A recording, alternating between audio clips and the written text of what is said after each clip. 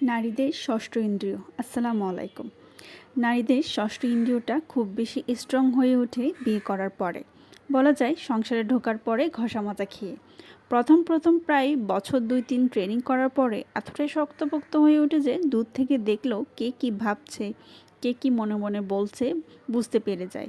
বলতে পারেন ছোটোখাটো ফেলুদা না হলেও ব্যোমকেশ।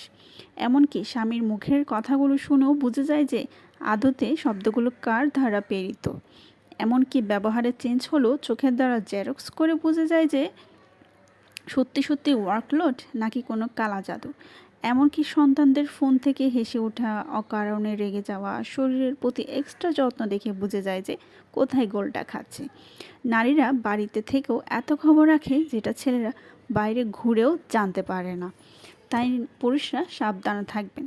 বউয়ের সাথে কখনো মিথ্যা কথা বলবেন না, কারণ যখন আপনি তাদের সামনে মিথ্যা বলবেন তখন আপনার মিথ্যাটা ধরে ফেলা তার খুব বেশি সময় লাগবে না, কারণ নারীদের অবজারভেশন এবং লিসেনিং পাওয়ার অন্য লেভেলের হয়ে থাকে।